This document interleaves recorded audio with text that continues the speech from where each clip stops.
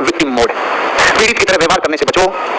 जब आप हंसते हो तो दुनिया आपके साथ हंसती है, और जब आप रोते हो तो अकेले ही रोते हो। जब आप रोते हो तो अकेले ही रोते हो। कुछ समझ में आया या ध्यान लिखने में था? है ना? बोला आपने खुद ने, दोबारा रिपीट करो। मैं बोलता हूँ लाइन, फिर आप रिपीट करो। जब आप हंसते हो दुनिया आपके साथ हंसती है, लेकिन जब आप रोते हो आप अकेले रोते हो। इसी कैरेक्टर में बोलो, आप अकेले रोते हो। आप नहीं। बताओ इस बात में सच्चाई है कि नहीं? पूरा विश्व आपके रोने से किसी को कोई फर्क नहीं पड़ता रे। इसलिए खूब रो रुआ के आप ये सीखो, रोने का जमाना नहीं है यार, काम करो, मेहनत करो।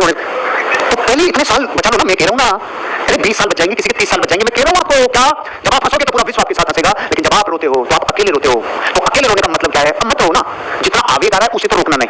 सुनो सुनो सुनो, आवेग समझते हैं? आवेग कुछ ऐसे वेग होते हैं जो शरीर में स्पंदित होते ही होते हैं। हंसने का वेग रोकना नहीं, कई वेग, मूत्र का वेग, अगर कभी आपको स्पेशल प्रेशर आ रहा है ना पेशाब हो जाने का, रोकना नहीं, तकलीफ हो जाएगी। ऐसे कुछ वेग होते हैं, रोकना नहीं। आपका हंसना, आपका रोना, ये वेग है। लेकिन ऐसा ही वेग है, अगर आपने ये रोने का वेग आया तो रो लिया, चल गया, लेकिन रोने को अपना सिंबल मत बनाओ। Get out of victim mode. बात तो बहुत सीरियस है, मैं मजाक के मोड में चला गया। सीरियस पता कितनी है? अगर आपके जीवन में आपकी गलतियों और आपकी भूलों की वजह से आपको रोना आ रहा है ना, तो रोने से नए कर्म बन रहे हैं अगली परेशानियों के। करें क्या? प्रायश्चित करो। तो भीतर को प्रायश्चित करो, आगे बढ़ो, उस केस को उसी दिन छोड़ कर दो। ये भूल हुई, ये गलती हुई, ये पाप हुआ, साले को काट दो वहीं पे। एक प्रायश्चित लिया, आगे काम बढ़ाओ, और पिछली वाली यादों पर रोना बंद करो। दुनिया के सामने रोने से क्या फली फूटी रे? अब तो कितने हजारों वीडियो आ गए जिसमें बच्चों ने मां बाप को धोखा दे दिया, तो फिर फली फूट गई, समझ गई? कोई नहीं समझा। कितने वीडियो आ गए दुखों के, कितने वीडियो आ गए, कितनी चीजें आ गई भाई, कुछ नहीं हुआ। तो फिर करें क्या? अपने हिस्से का काम करो। अपने हिस्से का काम क्या कहता है? पीड़ित की तरह व्यवहार मत करो। पीड़ित की तरह व्यवहार मत करो। अरे यार, मतलब आपके साथ जीवन में कुछ बुरा घटा हो, उसके ऊपर रोने की बजाय उसे बताने से रोक रहा है, ऐसा बनो। उसे कहने से धंधा बढ़े, ग्रोथ बढ़े, मेंटल एबिलिटी बढ़े, स्ट्रांगनेस बढ़े, विल पावर बढ़े, तो काम होगा। पीड़ित की तरह मत पेश आओ। मुझसे कभी भी कोई आदमी पीड़ित की तरह पेश आता है ना, तो मेरी आधी एनर्जी तो मैं तुरंत ही लॉक कर देता हूं कि इधर जानी नहीं चाहिए। आप समझते पीड़ित मतलब? मेरा तो सर सारा ही लुट गया। ध्यान रखना। और एक चीज और सुन लो पीड़ित हो, सुनो मेरी बात, एक चीज और बता रहा हूं आपको। जिस इंसान को जीवन में पीड़ित प्रकृति पीड़ित, तो 3 लोग में उसको कोई उठा भी नहीं सकता। वो देखता है कि 10 के बाद जाकर रोलूंगा तो कुछ हो जाएगा, हो ही नहीं सकता, क्योंकि बकरी मरी हुई है। स्टोरी सुनो, 2 दोस्त एक साथ पढ़ाई की, और पढ़ाई करने के बाद अपने अपने निकल गए। तो एक अमीर बच्चा था, एक नॉर्मल बच्चा था। दोनों अपने अपने काम में आगे बढ़े और ग्रोथ कर ली। और फाइनली कुछ समय के बाद इस बच्चे ने बड़ी डेयरी खोली थी, बड़ा फार्म खोला था, और ये लगभग दिवालिया होने के कगार पे आ गया। पत्नी थे, बच्चे थे, सब था। ध्यान से सुन लेना, जीवन बदलने वाली कहानी है, 100 करोड़ से भी बड़ी कहानी है। तो इसके जीवन में इतनी बड़ी त्रासदी आ गई कि पूरी व्यवस्था बिगड़ गई। और इसका जो दोस्त था वो बड़े घर का बेटा था, उसके माँ बाप बड़े, वो बड़ा बापू लोग, मतलब एक तरीके से राजा का बेटा समझो।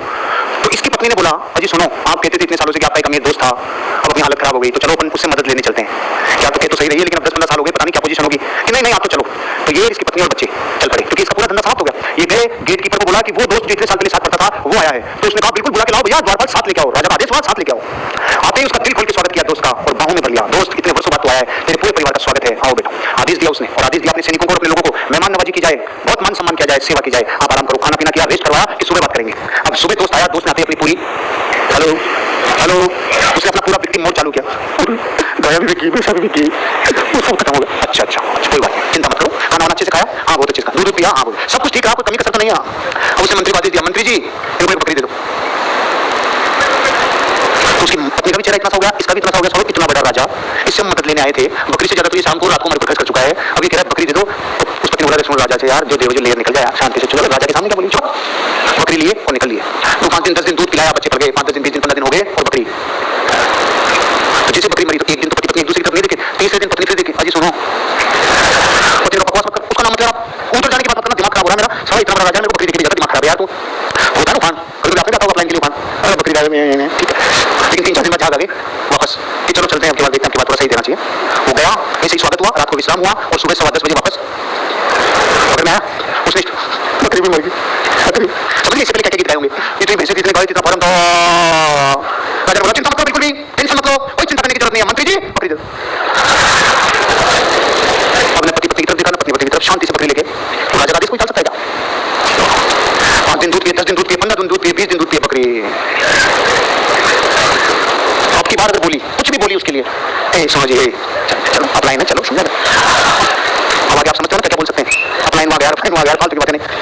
तो 2-3 दिन जो उसका गुबार था निकाल लिया, लेकिन बच्चों को दूध तो चाहिए ना, 5-6 दिन की खुमारी के बाद चलो पधारो, रुको, विश्राम करो, खाना खाओ, पियो, मस्त रहो, शानदार जिंदगी जियो, सुबह 10 बजे बकरी मरी। परमात्मा जो भी करता है अच्छे के लिए करता है, चिंता करने की कोई भी जरूरत नहीं है, टेंशन मत ले, मैं तेरे साथ खड़ा हूं, मेरा पूरा साम्राज्य तेरे लिए खड़ा है। साला मंत्री जी बकरी दे दो। बकरी ने माथा पकड़ लिया, अब दोनों गुस्से में बकरी ले गए, तेज 1 दिन 2 दिन 5 दिन 10 दिन बकरी गई। आप क्या सोच रहे? बकरी ब्याई, हेलो, बकरी ब्याई, बकरी एक बकरी और ले आई, और वो जो बकरी थी उसकी भी बकरी 4-5 बकरी हो गई, दूध मामला सेट हो गया, बच्चे बनने लगे और अब थोड़ा थोड़ा दूध बेचना शुरू कर दिया। 90% लोग इस टाइम भूल जाते हैं। जिसने बकरी दी थी उसकी पत्नी ने कहा सुनो जी, आज जो भी हो रहा है, जितना भी हो रहा है, मेरे बच्चे पल रहे हैं, चलो धन्यवाद के कहते हैं, चलो धन्यवाद के कहते हैं, ये सच्ची क्या, चलो चलते हैं, वही स्वागत, वही खाना पीना, वही रहना महलों में आना, और सुबह 10:15 बजे। लेकिन ये दोस्तों ने मेरी मदद की, मुझे बहुत अच्छा लगा। मेरे जीवन में जब मेरे बच्चों के लिए कुछ नहीं बचा था, तूने मेरी मदद की, मैं आज केवल शुक्रिया अदा करने आया हूँ। चिंता नहीं करो, चिंता नहीं करो, परमात्मा सबका भला करता है। मंत्री जी 100 गायें दे दो और 5 गांव दे दो। अपना ये सपोर्ट ही नहीं की साला, अपनी तेरा दोस्त इसमें बुद्धि भी एक नहीं है, रम मांगने आए थे तब दिया नहीं था, अब ये 5 गांव और 100 गायें दे रहा है। बस दोस्त तुझे यही समझाना चाहता हूँ, मैं दे तो तुझे पूरा राज्य सकता था उस दिन, जिस दिन तेरे बच्चे भी नहीं पढ़ रहे थे, पूरा राज्य भी दे देता ना, तेरा पूरा राज्य कोयला हो जाता मेरे लाला। मैंने तुझे सिर्फ इसलिए बकरी दी थी क्योंकि तेरी बकरी मरने का टाइम चल रहा था। अब तेरी बकरी ब्याई, तेरे लिए राज्य कुर्बान है। तेरे को भाग्य के लिए रोना नहीं है, तेरे को तेरे हिस्ट्री में, तेरे को तेरे पुरुषार्थ के बल पे तुझे ग्रो करना है। तेरे साथ मैं खड़ा हूँ। मुझे नहीं पता आपके भीतर क्या स्पंदन आए होंगे। जिस दिन मैंने ये कहानी सुनी थी 2015 में, मेरे रोंगटे खड़े हो गए यार। मैं खड़ा हो गया, मैं जनता कॉलोनी में किसी मित्र के साथ बैठा था, जब ये कहानी सुनाई मेरे आंसू नहीं रुके, मेरे रोंगटे खड़े हो गए। मुझे पूरे जीवन के 35 वर्ष मेरे आंखों के सामने नाचने लग गए हो। मतलब जब विश्व में आपकी बकरी मरी हुई होती है तो चाहे कोई सोने के रुपया दे दे तो भी आपका भाग्य नहीं बन पाएगा। जब तक साला रोना नहीं छोड़ते तब तक आपको कुछ भी दे दे कुछ होगा नहीं मेरे भाई। आपका भला तब होता है जब आप पीड़ित मोड़ को बंद करके पुरुषार्थ के मोड़ में शुरू हो जाते हो। आज के बाद अपना बल, अपना सीमाएं स्ट्रेच करने का टाइम आ गया। संसार की सारी खुशियां आपको पुकार रही है, सारे सुख, सारी समृद्धि आपको पुकार रही है, सारा ऐश्वर्य आपको पुकार रहा है। लेकिन अगर आपको अभी मिल नहीं रहा तो क्या लेसन सीखोगे? अभी बकरी मरी हुई है। लेकिन ध्यान रखना, जिस दिन आपकी बकरी ब्याएगी परमात्मा का जाना तब खोलते हैं। इससे कितने लेसन मिलते हैं? आप देखो गरीबी के टाइम पे बीमारियां ज्यादा आती है, कर्ज के टाइम पे एक्सीडेंट ज्यादा होते हैं, तकलीफें ज्यादा आती है, संबंध टूटते हैं, रिश्ते खराब होते हैं, लोग लड़ते हैं, झगड़ते हैं। क्यों? और बकरी उस टाइम मेरा पहला लेसन याद रखना, सिर्फ रेजिलियंस रख लो, सिर्फ ये यकीन कर लो। और आज के बाद बोलो अपने परिवार में एक दूसरे से, अरे बेटा चिंता मत कर,